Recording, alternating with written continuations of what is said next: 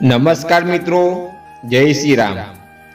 114 કળશ સાથે આજે ભગવાન રામને કરાવશે દિવ્ય જ્ઞાન।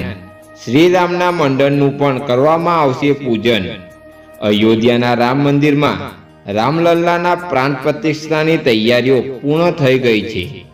22મી જાન્યુઆરીએ યોજાનારી પ્રાણ પ્રતિષ્ઠાની પૂજા હવનની પણ તૈયારીઓ કરવામાં આવી રહી છે।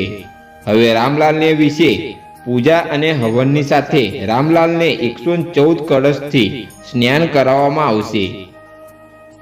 અયોધ્યામાં રામલલ્લાના પ્રાણ પ્રતિષ્ઠાની તૈયારીઓ જોરશોરથી ચાલી રહી છે।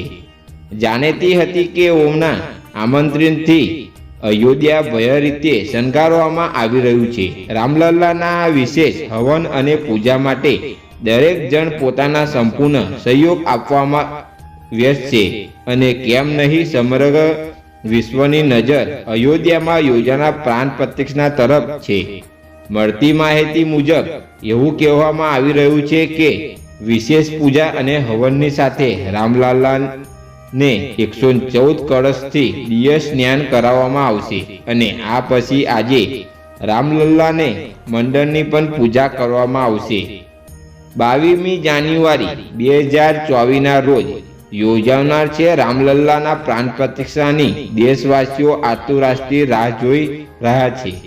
અયોધ્યામાં 16 જાન્યુઆરીથી પ્રાણ પ્રતિષ્ઠાની પૂજા અને હવન સંબંધિત વિધિઓ શરૂ થઈ ગઈ છે। આ ધાર્મિક વિધિઓ 22 જાન્યુઆરી સુધી ચાલશે। પ્રાણ પ્રતિષ્ઠાના એક દિવસ પહેલા રામલલ્લાના 114 મઠીઓ સાથે દિવ્ય સ્નાન કરવામાં આવશે।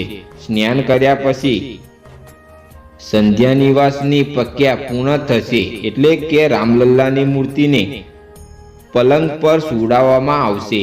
શ્રી રામ જન્મભૂમિ ત્રિક્ષેત્ર ટ્રસ્ટના જણાવ્યા મુજબ આજે રવિવારે સ્થાપિત દેવી દેવતાઓને દરરોજ પૂજા હવન પર્યાવરણ વગેરે સવારે મધ્યમ નિવાસ 114 કળશમાંથી વિવિધ ઔદ્ધન્ય જળથી મૂર્તિઓનું સ્નાન, મહાપૂજા ઉત્સવ, મૂર્તિનું પ્રસાદ પરિક્રમા, સંધ્યા નિવાસ તલાન્યસ મહાન્યસ આદિન્યાસ શાસ્ત્રિક પૌદિક અંધોર હોમ, વ્યસ્તિત હોમ, રાત્રિ જાગરણ સાધનની પૂજા અને આરતી થશે। અયોધ્યામાં રામલલ્લાના પ્રાણ પ્રતિષ્ઠાનું શુભ મુહૂર્ત 22 જાન્યુઆરીએ બપોર 12:29 8 શરૂ થશે।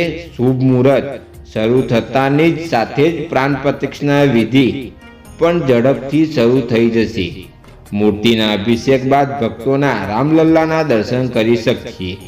રામલલ્લાના દર્શન કરવા માટે દેશ નહીં પરંતુ વિદેશથી પણ લોકો આવી રહ્યા છે। 22 જાન્યુઆરીએ રામલલ્લાના પ્રાણ પ્રતિષ્ઠા માટે ખૂબ જ ખાસ દિવસ માનવામાં આવે છે। માત્ર એટલા જ માટે નહીં કે તે દિવસ રામલલ્લાની પ્રાણ પ્રતિષ્ઠા થશે। આ કોઈ સામાન્ય તારીખ નથી, તેની પાછળ એક મહત્વનું કારણ છે। પંચાંગ અનુસાર આ દિવસ અભિજીત મુહૂર્ત છે।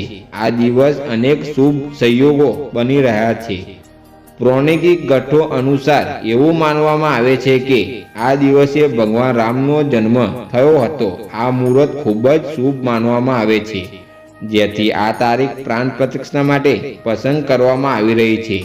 પ્રાણ પ્રતિષ્ઠા પછી રામલલ્લા અહીંયા કાયમ માટે બિરાજમાન રહેશે।